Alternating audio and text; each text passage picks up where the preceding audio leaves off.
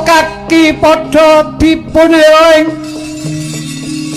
ing pitutur engong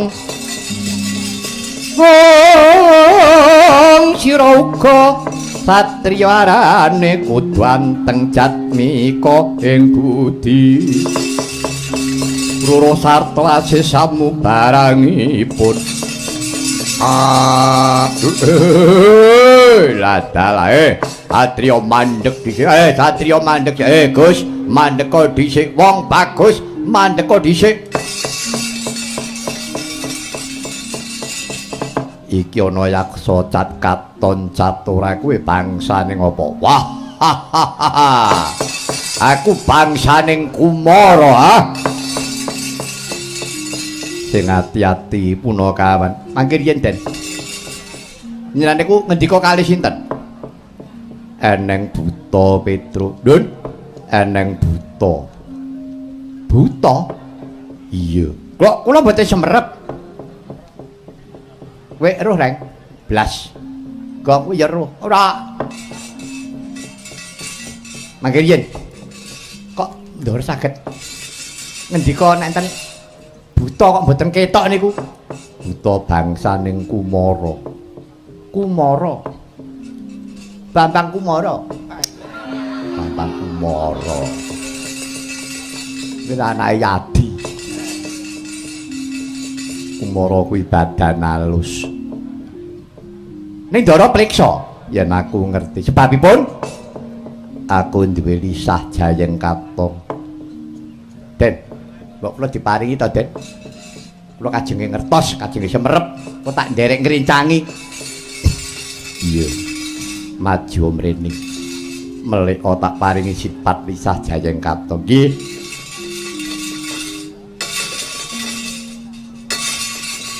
wis sawangen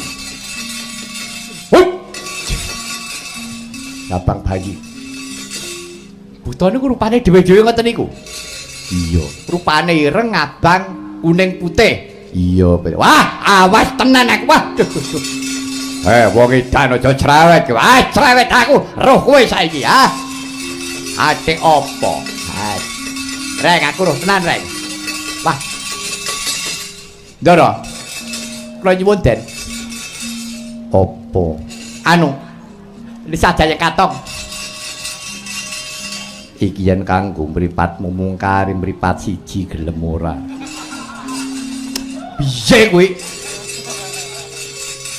nggih pun kajenge pun siji-siji nak weruh iya wis ulatno nek ngene gak roh nek ngene wah iya wah kan butane papat wah ireng abang kuning putih wah weruh aku nek ngene la roh nek ngene iki wah iku lakumu ya bering ngono kuwi terus waduh Jan malah kaya disikara awakku ki Jan kepiye iki timbangane ora kula nyuwun Den apa Bagong nyuwun lisah apa anu balsem mripatmu pedes kowe niku lisah Jayeng Katong niku mau wis entek Bagong lah mau dikorat-koratke sithik ngono lho sithik men kula trima babar pisan wis entek entekku nggonen gelem ora entekku pen wis kene rang wis timbangane anu apa kuwi kowe sing duwe aku wae sing enom sing temandang ora rak ngono ngene melek oh wis Ngombo ala wis lho. Ya,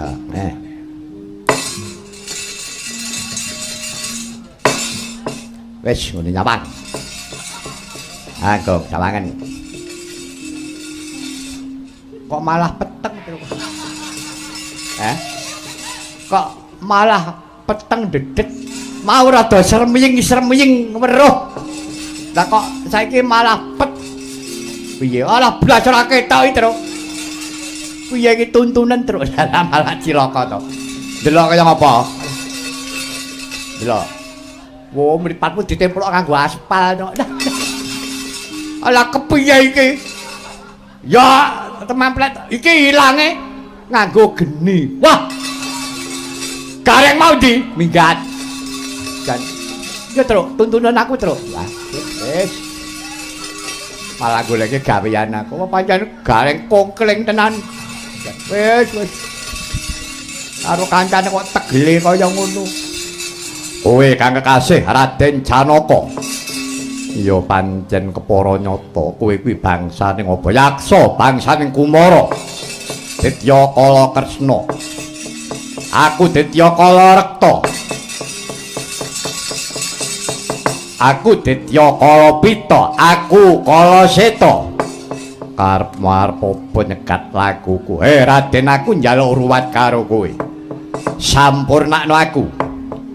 Sing gedhe pangapuramu, aku ora bakal sikara karo bangsaning liyan. Apa meneh kowe bangsaning Kumara dudu wajibku. Yen pancen kowe ora gelem ruwat karo aku, kowe dhewe sing arep tak ruwat. Yen pancen sediamu mengkono ayo coba negane ngati. Wah, kata sepet buat lambungmu wah.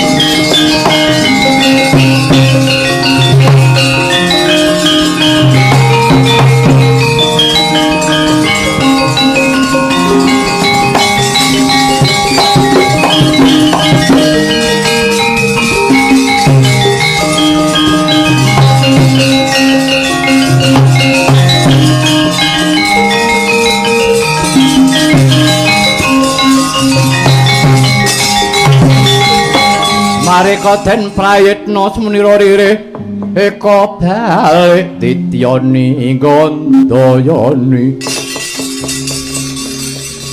Trisanya purnama sasi Gus nek ngoten niku angsa sampeyan perangan buta niki mengke malah saya dadi Jalaran panjenenganipun Ndara kirang dungkat lan kirang tanggap kalih mengsah sampeyan. Mengkono Kakang. Nggih.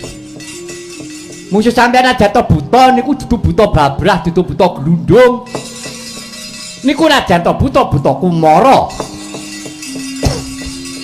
Terus mboten baen-baen. Nyuwun pangapunten panjenengan kagungan pusaka Catur Wisaya. Iya Kakang jemparing papat. Nggih. Jemparing papat. Ingkang gadhahi cahya ireng, abang, kuning, putih niku mangdalke. Pun kangge nyampurnake buta papat. Mriki mamprung niki mengke, Gus.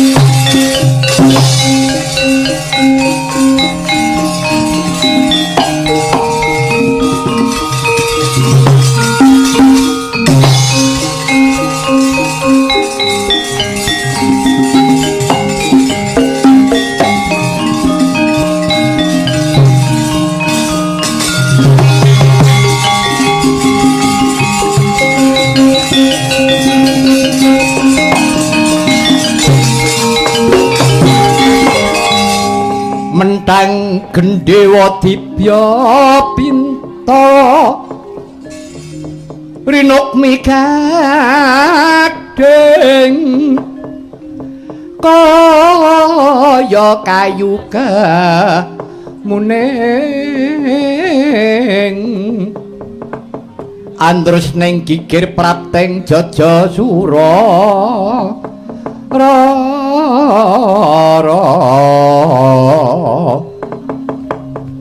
manjing pakekesan ning kang darat prapteng lancaran panatan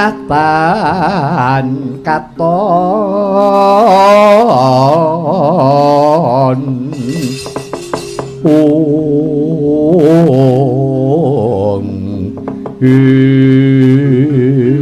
kacarita wis mentang angkat nenggiri Sang Arjuna ngasta jemparing sekawan ingkang sinebat catur wisaya catur papat wisaya panggruwat jemparing kadewatan ingkang darbe cahya ireng abang kuning putih rikala semana sigra katamakaken maring buta sekawan ica saking Pandulu mamprung bali marang papane dhewe-dhewe ingkang semeng dumados saking Pantala ingkang arta ingkang abrit saking Dawana ingkang jenis saking angin ingkang petak saking toya rinepasaken kebat kaya kilat kesit kaya tatik nyengingi buta sekawan mamprung ica saking Pandulu